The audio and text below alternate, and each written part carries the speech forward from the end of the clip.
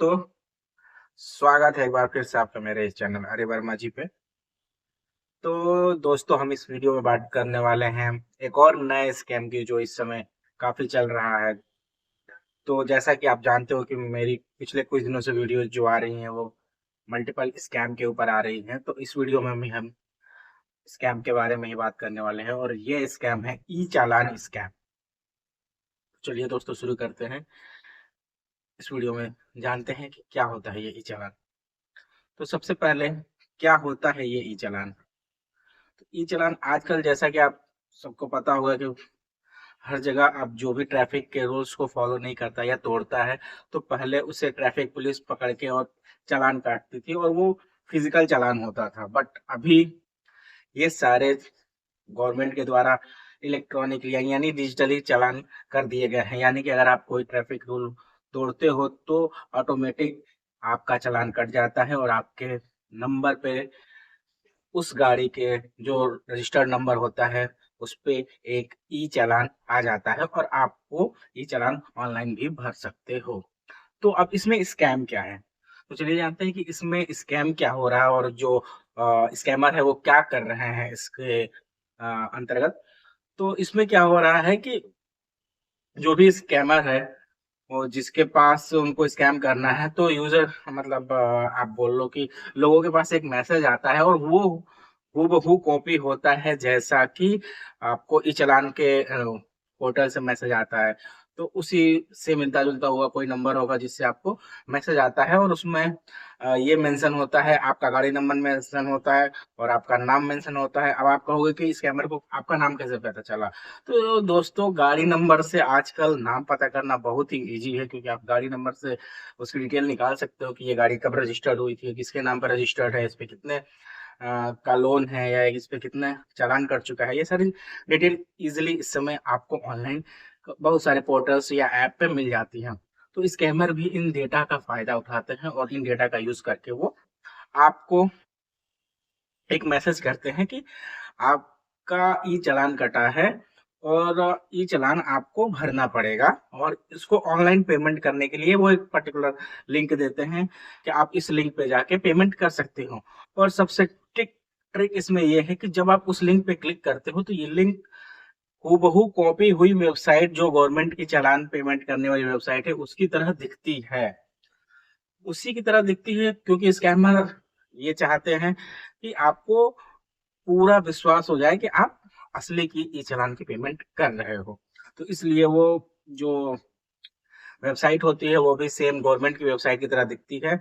बस इसमें ट्रिक ये होता है कि ये आपको एक अर्जेंसी क्रिएट करते हैं मैसेज के थ्रू या कॉल के थ्रू, और ये बोलते हैं कि आप अगर आज ये पेमेंट करते हो तो आपको कुछ परसेंटेज इस चालान पे ऑफ हो जाएगा। जैसे आपका 5,000 का चालान कटा है, तो वो बोलते हैं कि अगर आप हमारे पोर्टल के थ्रू या इस लिंक के थ्रू आप इस चालान को पेमेंट करते हो, भरते हो, तो आपको 20% का ऑफ मिल जाएगा, या आपकी ड्यू डेट आज ही है और अगर आज के बाद आप करोगे तो आपको इसमें पेनल्टी लगेगी, तो 5,000 की जगह आपको 6,000 भरने पड़ेंगे या 5,500 भरने पड़ेंगे।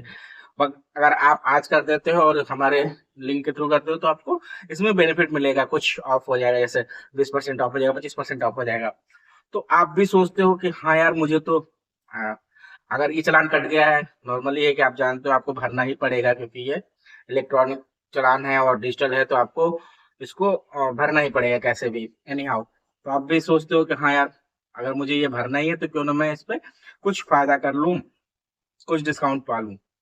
तो आप सिर्फ उस छोटे से डिस्काउंट के चक्कर में पड़ते हो और जब आप उस लिंक पे क्लिक करके पेमेंट करते हो, तो वो पेमेंट चली जाती है सीधे स्कैमर के अकाउंट में, और इसको आप रिटर्न नहीं करा पाते हो, क्योंकि फिर वो स्कैमर का नंबर बंद हो जाता है, फिर वो वेबसाइट बंद हो जाती है, फिर वो आप उसको कहीं से ट्रैक नहीं कर सकते कि ये कहाँ गया मेरा पैसा। और जो आपका चालान होता है वो भी पेमेंट नहीं हो पाता है, तो जब आप चालान की वेबसाइट पे चेक करते हो तो आपका चालान वैसे का वैसा बना रहता है विदाउट पेमेंट के।